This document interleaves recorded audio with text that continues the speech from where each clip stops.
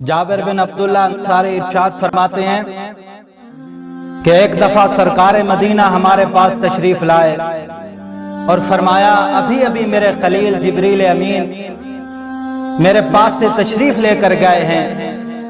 जिब्रील अमीन फरमाते हैं, या रसूल अल्लाह, उस जात की कसम जिसने आपको नबी बरहक बनाकर भेजा, अल्लाह के बंदों में से एक बंदा था जिसने 500 साल तक अल्लाह की इबादत की, ऐसे अंदाज में की, अल्लाह पाक ने उन्हें एक पहाड़ पर जिसका तूल और अर्ज 30 मुरब्बा गज बनता है, और उस पहाड़ के चारों तरफ 4000 फरसख तक समंदर का पानी फैला हुआ था।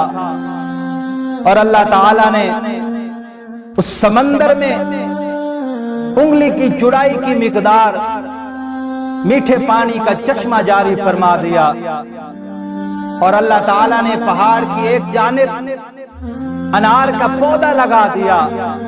शाम के वक्त वो आता, वुजू भी करता, चश्मे से मीठा पानी भी पीता और अनार तोड़कर खा भी लेता, फिर अल्लाह की इबादत में मसरूफ हो जाता। 500 साल तक उसने इस तरह की इबादत की।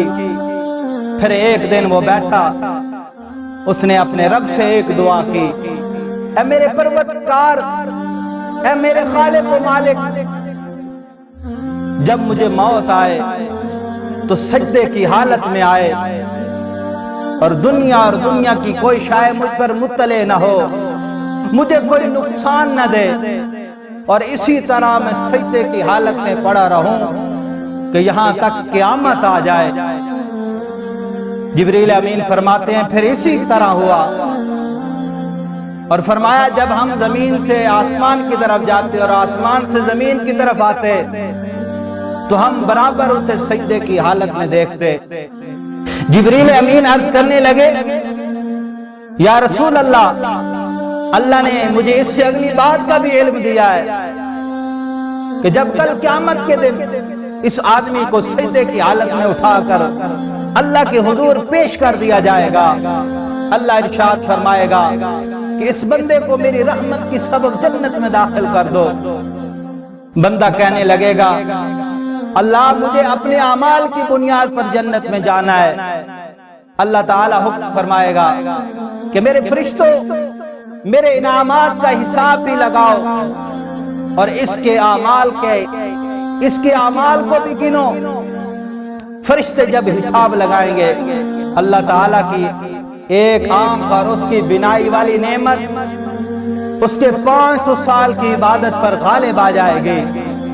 अल्लाह पाक फरमाएगा, अभी तो मेरी दूसरी आंख भी बाकी है।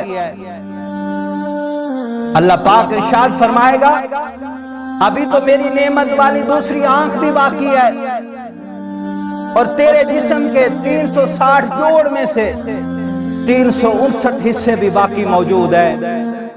इनका हिसाब कौन देगा?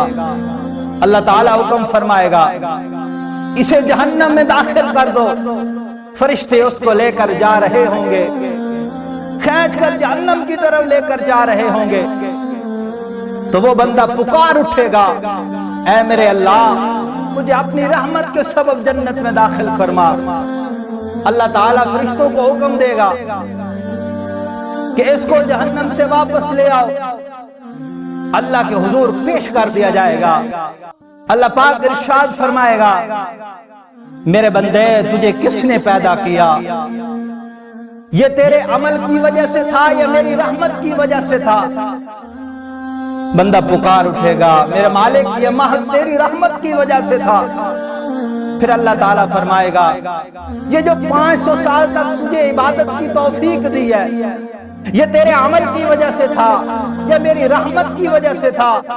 करीम आका, ये महज तेरी रहमत की वजह से था। अल्लाह पाक फिर इरशाद फरमाएगा कि ऐने समंदर, तुझे ठिकाना पहाड़ पर किसने दिया? और इस खारे पानी में मीठा पानी तुझे किसने दिया? और रोजाना तेरे लिए एक अनार लगता था, हालांकि साल में अनार एक दफा लगता है, اس کا ایک ہی موقع آتا ہے، پھر تو نے دعا کی تھی کہ میری جان کو، میری روح کو سجدے کی حالت میں نکالا جائے، پھر اسی طرح ہوا۔ بتا یہ تیرے عمل کی وجہ سے تھا یا میری رحمت کی وجہ سے تھا؟ بندہ بولے گا کریم آقا یہ تیری رحمت کی وجہ سے تھا۔ اللہ پاک ارشاد فرمائیں گے اگر آج بھی تو جنت میں داخل ہوگا تو میری رحمت کی وجہ سے ہوگا، پھر اسے جنت میں داخل کر دیا جاتا ہے۔ جبریل امین ارشاد فرماتے ہیں یہ دنیا کی ساری نعمتیں، یہ دنیا کی ساری آسائشیں، یہ اللہ تعالیٰ کی رحمت کا مظہر ہے۔